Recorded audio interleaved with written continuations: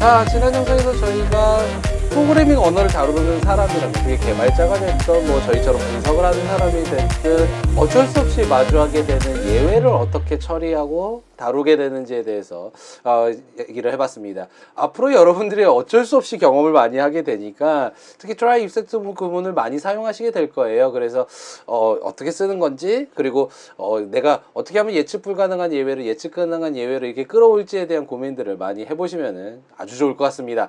자, 그러면은 저희가 이번 영상에서는요, 파일이라는 걸 이제 파이썬에서 좀 다뤄보려고 해요. 그러니까 우리가 저희가 파이썬을 다루는 목적 자체는 어쨌건 궁극적으로는 데이터를 핸들링하기 위해서, 데이터를 처리하고 분석하기 위해서거든요. 자, 그렇다라고 하면은 데이터가 우리가 지금까지 보면은 우리가 그 데이터라고 하긴 좀 그렇지만 어쨌건 필요한 게 있으면 리스트도 직접 만들고 막 이렇게 했잖아요. 근데 원래 우리의 데이터들은 파일 형태로 존재하는 경우가 많습니다. 뭐 데이터베이스에 직접 붙어서 가져올 수도 있지만 데이터베이스 관리자한테 나 그 데이터 좀 주세요. 그러면은 뭐 CSV라는 형태의 파일로 만들어 가지고, 또는 뭐 텍스트 형태로 만들어서, 아니면 엑셀 형태로 만들어서 우리에게 준단 말이에요. 그럼 이 파일들을 우리가 파이썬에서 활용하려면은 파이썬에서 다룰 수 있어야 되겠죠. 그죠? 이거를 로딩해 가지고 뭔가 할 수 있으려면 로딩 자체를 해야 될 거 아니에요. 그래서 이 파일 다루는 거에 대해서 이번 영상에서 이야기해 보도록 하겠습니다. 그러기 위해서 저희가 컴퓨터에 파일이라는 거 먼저 이야기해 보려고 하는데요. 강의 자료부터 들어와 주시죠. 자, 파일의 개념부터 좀 이야기를 하면요, 파일이라는 거, 우리가 파일이라고 얘기하는 거는 컴퓨터를 실행할 때 가장 기본이 되는 단위를 우리가 파일이라고 얘기를 합니다. 그래서 컴퓨터에서 정보를 저장하는 가장 논리적인 기초적인 단위가 파일이라고 하는 단위예요. 그러니까 이 안에는 프로그램이 담겨져 있을 수도 있고, 아니면 프로그램에서 사용하는 데이터가 담겨져 있을 수도 있고, 프로그램에 필요한 전반적인 그런 것들이 다 파일 형태로 존재하게 되는 거죠. 그래서 우리가 지금 뭐 주로 쓰는 맥이든 뭐 윈도우든 주로 쓰는 GUI 환경, 그러니까 클릭해서 하는 경우에 아이콘을 더블 클릭해서 실행을 하잖아요. 그럼 실행을 하게 되면은 그 아이콘이 뭘 하는 게 아니라 그 아이콘을 클릭하는 순간 그 아이콘과 연결된 파일을 실행하게 되는 겁니다. 그러니까 그 파일에는 이 프로그램에 대한 로직들, 프로그램들, 그리고 어떻게 해라라는 것들, 아니면 관련된 것들이 다 저장이 되어 있는 거죠. 그죠? 그래서 우리가 이 파일을 가지고 이제 많은 일들을 컴퓨터를 가지고 하게 되죠. 뭐 문서를 작성한다든지 이렇게 하게 되는 거예요. 자, 그러면 우리가 파일을 좀 나눠서 좀 보면은, 파일은 우리가 우리 그런 거 많이 하잖아요. 그러니까 파일들이 그냥 쭈루룩 막 다 있어버리면은 우리가 이걸 구분해서 뭐 이렇게 가지고 있기가 좀 어려우니까, 이게 뭐 뭔 파일인지 모르니까 폴더를 만들죠. 우리가 디렉토리라고 하기도 하고 폴더라고도 합니다. 그러니까 디렉토리나 폴더 같은 경우에는 우리가 파일을 담는 또 하나의 파일이에요.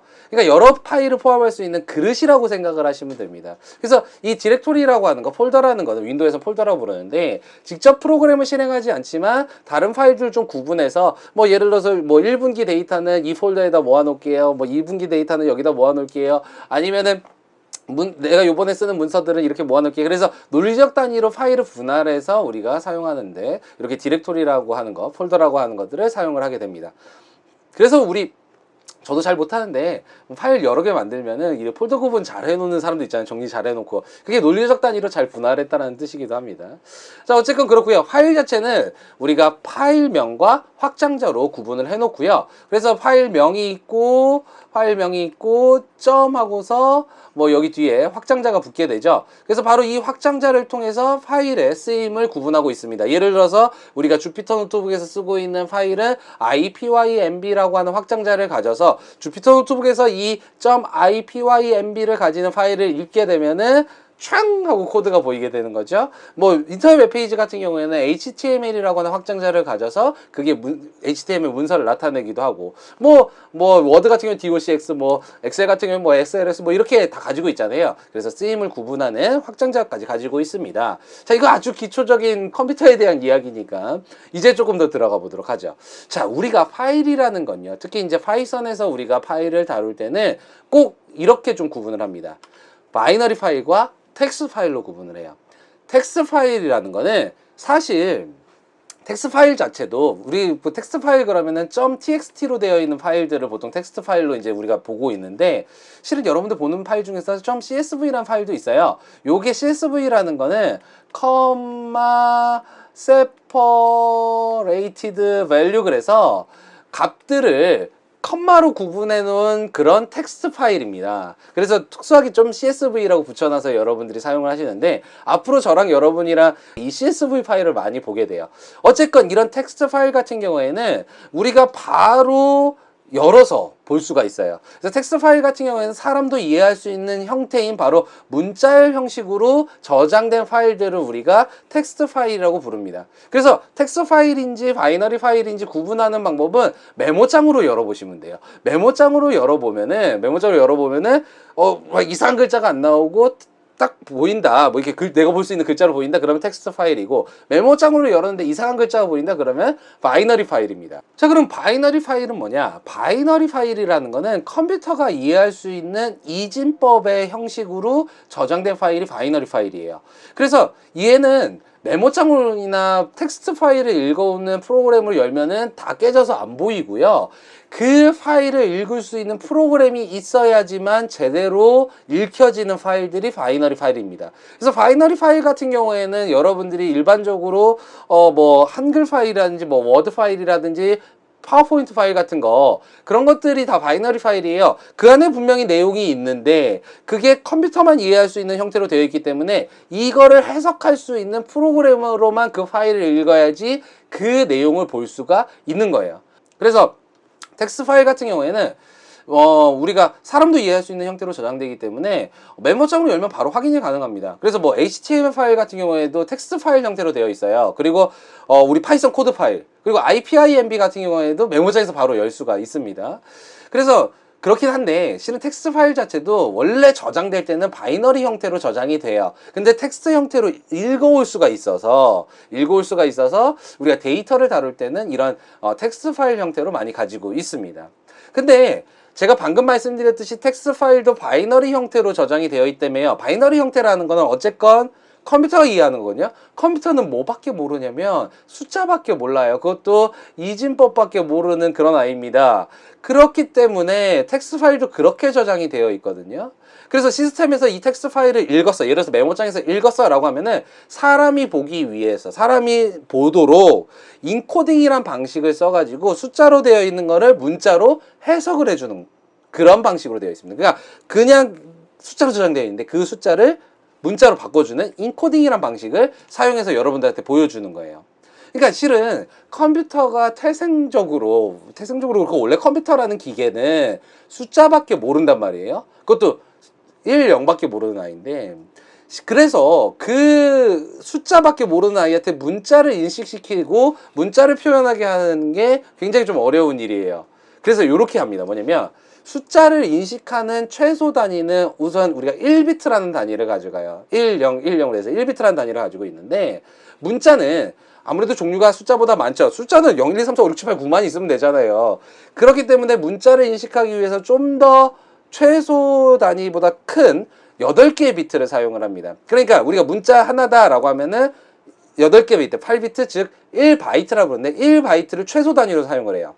근데 이거는 영어의 이야기고, 영어는 대소문자 합쳐봤자 54개밖에 안 되잖아요. 그럼 우리가 이제 물론 점이나 구두장까지 포함해서 그런 걸 표현하는데 1바이트, 8개의 비트만 있으면은 다 표현이 가능해요. 왜 8비트를 써야 되냐면 컴퓨터는 문자도 숫자로 바꿔서 기억해야 된단 말이에요. 그러니까 뭐 A는 1번에다, 뭐는 2번에다 이렇게 해야 되는데, 우리 1비트는 0, 1이거든요. 0, 1이에요. 그러니까 2개 패턴밖에 없어요. 0 아니면 1, 숫자 껐다 켰다, 뭐 전원 켰다 켰다 이런 건데, 우리가 8비트라 그러면 2의 8제곱이거든요. 그러니까 256개의 숫자를 우리가 배정해주면 되는 거예요. 256개의 숫자로 배정을 해주면은, 그래, 뭐, A는 뭐 1번으로 하고, 뭐, B는 뭐 2번으로 하고, 뭐는 3번으로 해서 256개의 글자를 숫자에다 배정해주면 표현이 가능하겠죠. 그래서 8비트를 가져가는 거예요. 근데 영어가 아니라 한글, 뭐, 일본어, 뭐, 이렇게 다른 언어들, 다른 문자 같은 경우에는 256자로 다 표현을 못 할 거 아니에요. 그래서 이거보다 더 큰, 16비트를 사용을 합니다. 2의 16제곱을 사용을 해요. 2바이트를 사용을 해요. 어쨌건 컴퓨터는 문자도 숫자로 바꿔서 기억을 해야 되니까, 컴퓨터가 문자를 처리하기 위해서 이진수로 변환되는 표준 규칙을 가지고 있어야 됩니다. 그게 바로 인코딩이라고 하는 방식이에요.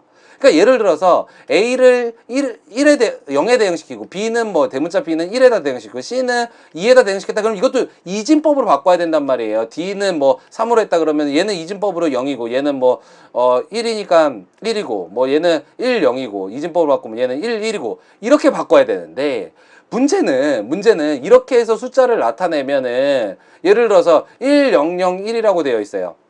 그러면 이게 숫자상으로 2랑 1을 표현한 건지 2랑 1을 표현한 건지 그러니까 지금 요거 이 규칙 아니에요. 요거 그냥 예제로 든 거예요. 뭐 예를 들어서 C랑 B를 표현한 건지 아니면 1001이라고 해서 숫자 9에 해당되는 거를 표현한 건지 숫자 9면 뭐 ABCD 뭐 해가지고 숫자 9에 대한 그러니까 1001이라는 글자가 C, B 두 개로 되어 있는지 아니면은 이거 그 자체가 하나의 글자인지 이런 걸 모르잖아요. 그러니까 아예 정한 거예요. 이 1바이트를 그러니까 8개의 숫자를 하나로 우리는 보자. 그러니까 이걸 나타내면은 0, 2, 3, 4, 5, 6, 7, 8.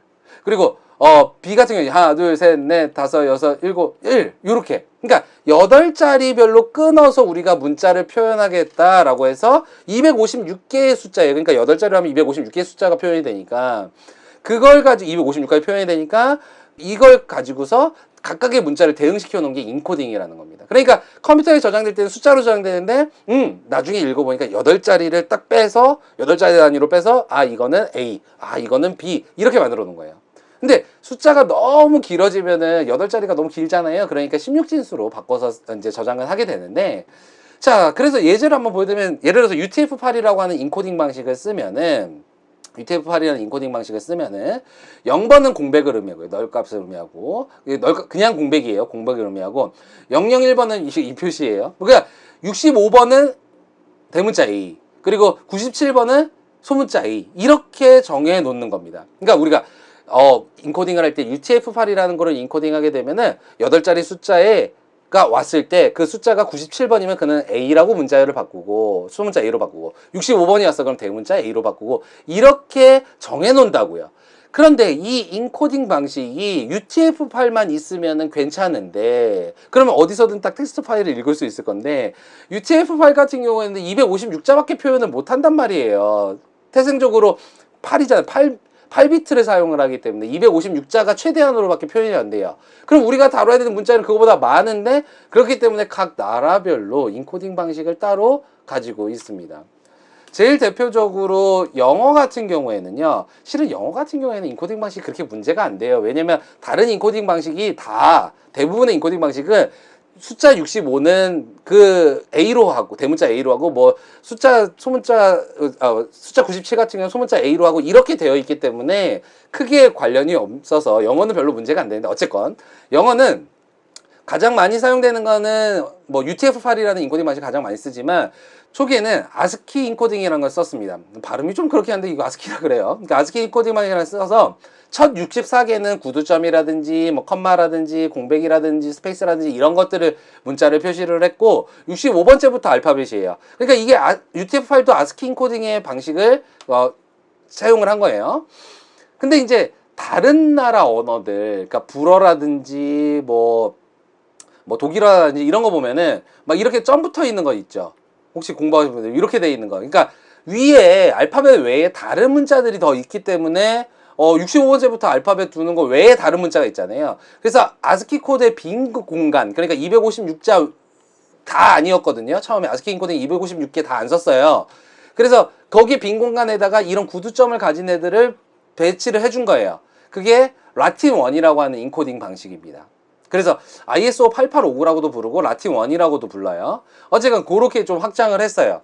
근데 이제 이게 컴퓨터가 전 세계적으로 나가다 보니까 우리도 그렇고 그 나라가 쓰는 글자가 있잖아요. 그러다 보니까 256까지고는 도대체 표현이 안 돼가지고 그리고 특히 이제 우리 같은 경우에 한글 같은 경우에는 물론 이제 조합형이냐 완성형이냐의 차이가 있는데 조합형이라는 말하고 완성형이라는 말은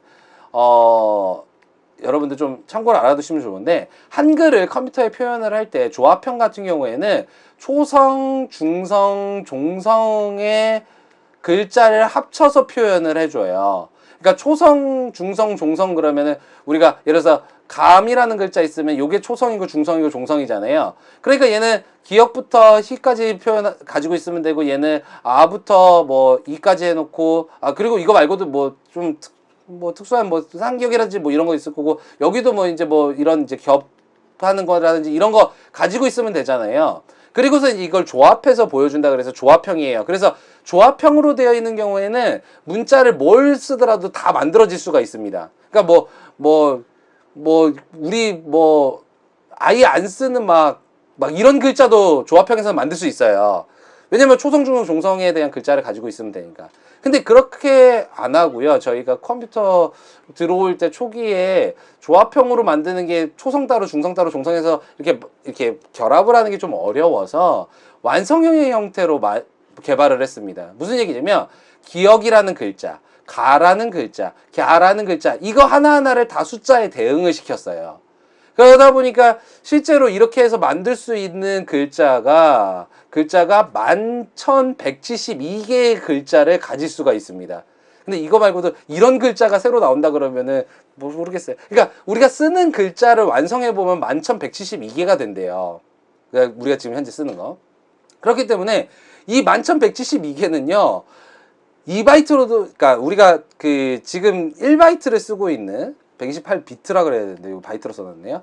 그러니까 8비트로는 표현이 안 되는 거예요. 256개로도 불가능하고 2개의 16바이트로 표현을 해야 되는 거예요. 그렇기 때문에 2바이트로 표현해야 되는데, 그래서 우리만의 독특한 인코딩 방식으로 EUC KR이라는 걸 사용을 하고 있습니다. 우리 글자 다 표현해야 되니까. 그리고 윈도우는요, 독자적으로 CP949라고 하는 걸 가지고 있는데, EUC KR에는요, 11,172개가 다 없어요. 그래서 예를 들어서 저 글자 이제 Q 이렇게 하면은 다음으로 넘어가는 거예요. 이렇게 리을자로 넘어가고. 그 이유가 이거예요. 이런 글자가 없기 때문에 표현할 수 있는 글자를 표현하고 그 다음으로 넘어가는 건데, 어쨌건 윈도우에서는요, 독자적으로 CP949라는 걸 사용을 하고도 있고요. 그 다음에 이제 UTF가 표준이거든요. 그래서 UTF랑 좀 호환되게 만들기 위해서 각 국가별로 MBCS라는 것도 만들었어요. 멀티바이트 캐릭터 셋이라고 해서 우리 글자를 2바이트로 좀 표현을 해서 숫자를 배정해 놓자 라고 하는데, 이거는 국가 간의 호환이 안 돼요. 그래서 얘를 다른 말로 CJK라고도 부르거든요. 차이니즈, 재패니즈, 코리안을 표현하는 인코딩 방식이다. 왜냐면 중국어 그리고 일본어, 한국어가 좀 독특한 글자를 가지고 있잖아요. 그래서 그걸 표현하는 방식이라 해서 MBCS라고 하는 인코딩 방식도 있습니다. 얘는 국가 간의 호환이 안 돼요. 각 국가별로 따로 가지고 있어요. 그래서 왜 이거를 제가 이렇게 장황하게 인코딩에 대해서 말을 했냐면, 여기 하나 더 붙여서 이것까지 하죠. 국제표준 인코딩은 UTF-8과 UTF-16입니다. 대부분 UTF-8로 많이 하고 있어요. 그래서 국제적 표준은 어쨌건 UTF-8인데 국가별로 지키는 경우도 있고 안 지키는 경우도 있어요. 표준이라고는 하지만 꼭 지키는 게 권장되는 건 아니라서. 그래서 이 인코딩 방식이 안 맞으면은 실은 영어 같은 경우에는 크게 문제가 안 돼요. 왜냐면 영어는 거의 표준화되어 있거든요. 65번째는 대문자 A. 그러니까 65번 숫자는 대문자 A. 그리고 97번 숫자는 소문자 A. 이런 게 정해져 거의 다 대부분의 인코딩 방식이 따르고 있기 때문에 글자가 잘못 나올 일이 없습니다. 근데 EUC KR 같은 경우 예를 들어서 1000번은 기억으로 해놨어요. 근데 CP949에서는 1000번을 예를 들어서 니은 글자로 해놨어. 그러면 글자 깨지는 거예요. 여러분들 이 사람이 텍스트 파일이라 그래서 받았는데 꽉꽉꽉꽉꽉 이렇게 깨지는 경우가 있잖아요. 그게 인코딩 방식이 안 맞아서 그렇습니다. 그러니까 각 인코딩 방식별로 글자별의 숫자가 다르기 때문에 그 숫자를 해석하는 방식이 다르기 때문에 안 맞춰주면은 제대로 된 글자를 못 가져오죠. 그래서 참 이게 한글이 위대하고 좋은데 한국어를 쓰는 입장에서 참 어려운 점이 좀 있습니다. 데이터를 불러올 때 인코딩 방식이 안 맞으면은 제대로 데이터가 안 읽어지는 경우가 많아서 주의를 해야 되기 때문에 이 인코딩 방식에 대해서 먼저 이야기를 드렸어요. 그래서 실은 영어 읽을 때는 제가 계속 말씀드리지만 영어 읽을 때는 깨지는 경우가 거의 없는데 한글로 되어 있는 거를 데이터를 읽거나 파일을 읽었을 때 깨졌다라고 하면요. 제일 먼저는 기본은 UTF-8로 읽어요. 파이썬에서는. 근데 깨졌다라고 하면은 UTF-8 SIG라는 게 있습니다. UTF-8 시그니처 약자인데 그 UTF-8 시그로 해봐요. 근데도 깨진다라고 하면은 EUC KR을 해봅니다. 그러니까 EUC KR 같은 경우에는 11,172개를 다 표현을 못하는데 한글을 다 표현을 못하는데 맥에서도 쓰고 있고요. 그리고 웹페이지 중에서도 EUCKR로 인코딩 되어 있는 경우가 좀 있어요. 그래서 좀 많이 쓰고 있어서 EUCKR로 해보고 이것도 깨져? 그러면 MBCS 해보시는 거예요. 그래도 깨져? 그럼 CP949 해보는 거예요. 그래서 권장 순서입니다. 순서를 봐서 한글이 포함되어 있는 데이터를 읽었는데 깨졌어. 그럼 보통 UTF-8로 읽어서 깨지는 거거든요. 그러면 그때 UTF-8 식으로 한번 읽어봐서 그래도 깨져? 그럼 EUCKR 해보고 안 깨져? 그러면 끝내면 되는데 깨져? 그러면 MBCS 해보고 또 깨져? 그러면 CP949 해보고 이런 식으로 조절해 보셔야 제대로 데이터를 읽어 오실 수가 있습니다. 오늘은 다행히 저희가 다루는 데이터는 영어로 되어 있는 거라서 파일은 영어로 되어 있는 거라서 정상적으로 읽어 올 거예요. 자, 그러면은 이 인코딩 잘 맞춰줘야 된다는 건 이제 기억을 해두시고 저희가 뒤에 가서 인코딩 방식을 이제 조절하는 거는 저희가 이야기를 할 건데요. 파이썬에서는요, 이제 파이썬으로 이제 갈 건데, 파이썬에서는요, 파일을 읽어와야지만 우리가 연산을 한다든지 처리를 한다든지 할 수가 있습니다. 오늘은 저희가 파이썬 기본적으로 파일 다루는 거를 이야기해 보도록 할게요. 파이썬에서 파일을 읽어올 때는요, 오픈이라는 함수를 사용을 합니다. 자, 그래서 오픈이라는 함수를 쓰게 되면요, 우리가 그 파일을 읽어오는 거예요. 파일을 읽어오려면은 그 파일이 어디 있는지 알려줘야 되겠죠. 그래서 어디 있는지 그리고 파일이 뭔지 알려주고 그 다음에 어떤 모드로 이 파일을 읽을지 해주시는 겁니다. 그리고 막 하다 보면은 이렇게 오픈을 하면 이제 이게 F라는 곳에 담겨서 우리가 이제 가지고 놀 수가 있어요. 가지고 막 할 수가 있는데 여러분들도 좀 경험해 보셨을 것 같은데 우리가 파일을 열잖아요. 파일을 열어서 예를 들어서 뭐 워드 작업을 해요. 그러면 워드 파일을 열어서 이제 뭐 워드 작업을 했어요. 하고 있어요. 그럴 때 그 파일을 지울 수 있나요? 못 지우죠. 그거 누가 쓰고 있다고 못 지우게 하잖아요. 마찬가지로 파이썬에서 오픈을 하고 있으면 그 파일을 물어요. 잡아요. 그러니까 우리가 이거를 문다라고 그러는데 그 파일을 잡아서 점유하고 있어요. 그러면은 다른 사람이 지우거나 뭐 아니면 내가 지우거나 이런 거를 못하게 이 파이썬이 이 파일을 가지고 이렇게 물고 있단 말이에요. 근데 계속 물고 있을 수는 없잖아요. 언젠가는 끝내야 될 거 아니에요. 그럴 때 클로즈를 해주시면 이 문게 해지가 됩니다. 그러면서 이제 이 파일은 파이썬의 메모리에만 존재하는 거고 이제 이 파일하고 이제 전혀 관련이 없게 되는 거예요. 그래서 항상 클로즈 함수를 통해서 사용을 완료를 해주셔야지 파일을 지운다든지 나중에 파일을 지운다든지 뭐 이동을 시키다든지 이런 거를 하실 수가 있는 거예요. 물고 있어요. 오픈하면은. 그 다음에 이제 우리가 파일을 읽어올 때 그 파일 어디 있는지 알려줘야 된다 그랬죠. 그럴 때 절대 경로로 해주실 수도 있고 상대 경로로 해주실 수도 있습니다. 그러니까 이 경로를 입력할 때 우선은 폴더가 어디 있는지 알려줘야 될 거 아니에요. 그럴 때 요 루트 기호 아니에요. 이쪽 꺽쇠 쓰시는 거예요. 파이썬에서는 이쪽 꺽쇠 쓰시는데 절대 경로라는 거는 그 파일이 위치하고 있는 거를 정확히 알려주는 거예요. 예를 들어서 C 드라이브 밑에 유저스 밑에 문이라는 폴더 밑에 도큐먼트 폴더 밑에 그 밑에 아이고 힘들어. 그 밑에 데이터라는 폴더 밑에 뭐 예를 들어서 dream.txt가 있어요 라고 이렇게 그 파일이 위치하고 있는 정확한 경로를 해주는 걸 우리가 이렇게 주는 거를 절대 경로라고 이야기를 합니다. 그러니까 정확히 어디에 있는지를 절대적으로 알려주는 거예요. 근데 이렇게 하다 보면은 우리가 예를 들어서 이 폴더 이름을 데이터 0이라고만 아니고 요거 말고 우리가 이거를 다른 사람한테 이제 우리가 데이터 파일이랑 파일을 줬는데 그 사람은 C 드라이브 밑에 유저스 밑에 뭐 문이라는 거 밑에다가 그 사람은 사용자가 달라서 뭐 A라고 나는 뭐 예를 들어서 나는 탐이라서 탐이야. 똑같이 도큐먼트긴 한데 여기에다가 예를 들어서 데이터를 담아놨어요. 그러면 여기에다가 담아놨다라고 치면은 이렇게 읽어줘 라고 하면은 폴더가 다르니까 에러가 나겠죠. 하나라도 오타 있으면 에러가 나겠죠. 뭐 파일 not found 에러가 나는 거예요. 왜? 저 경로에 파일 없어요 라고 하는 거예요. 그렇기 때문에 절대 경로로 적게 되면은 되게 어려움이 많습니다. 그럼 상대 경로는 뭐냐? 지금 내가 실행하고 있는 이 코드가 위치한 폴더를 기준으로 가는 거예요. 그 폴더로부터 내 폴더 밑에 데이터라는 폴더가 있고 거기에 dream.txt가 있으니까 그거 읽어와 라고 이렇게 하는 겁니다. 이거를 우리가 상대 경로로 불러온다라고 얘기를 해요.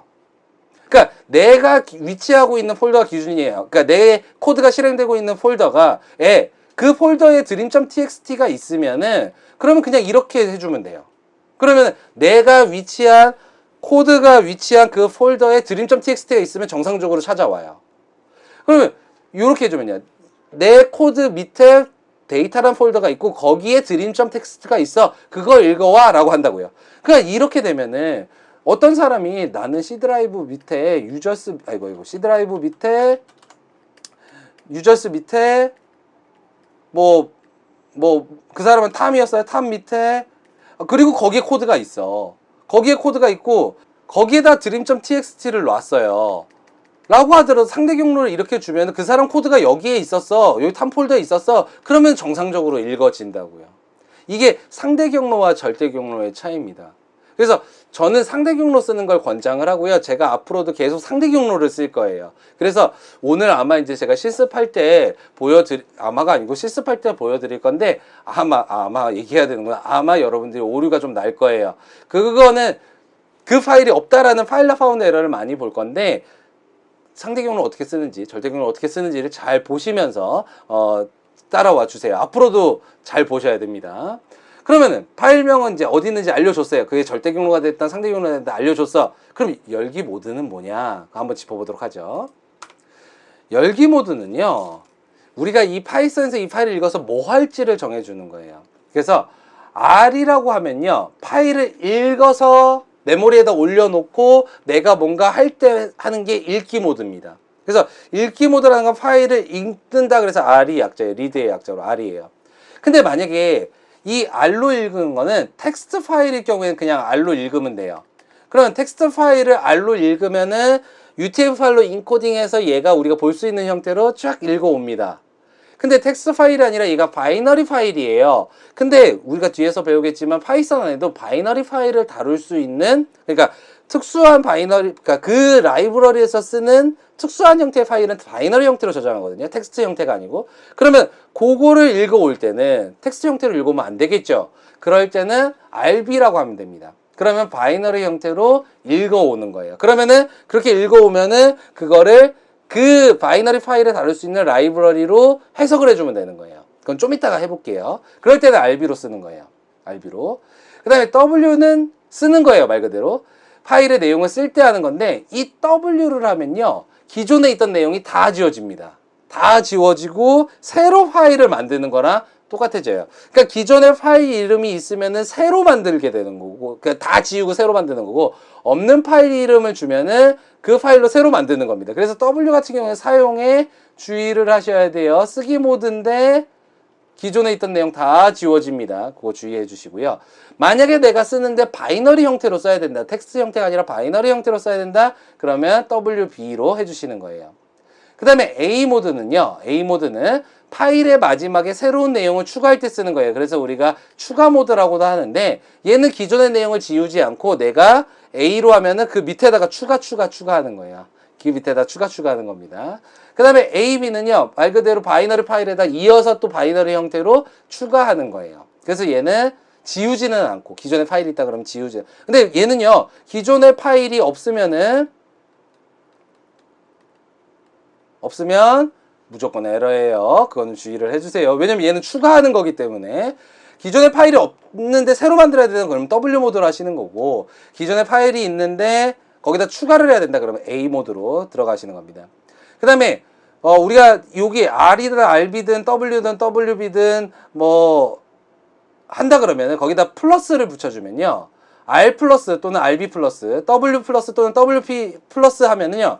읽으면서 쓰기까지 같이 해야 될 때. 그러니까 읽어오고 나서 그 읽어온 내용에다가 내용을 뭐 바꾸든가 이렇게 할 때. 그래서 실은 A 모드보다 R 플러스나 W 플러스 모드가 더 많이 쓰여요. 왜냐면 R 플러스로 읽어오면은 거기에 이제 내용이 있잖아요. 그거를 바로 쓸 수가 있거든요. 읽어오고 나서 그거에다가 뭐 내가 수정을 한다든지 추가를 할 수 있기 때문에 R 플러스나 W 플러스를 사용을 A보다 더 많이 합니다. 왜냐면 우리가 기존 내용을 수정해야 될 경우도 있잖아요. 그럴 때는 수정할 때는 R 플러스나 W 플러스로 읽어와서 해주는 거예요. 그다음에 A 플러스는 파일을 읽으면서 마지막에 새로운 내용을 추가할 때 사용을 하게 되는 겁니다.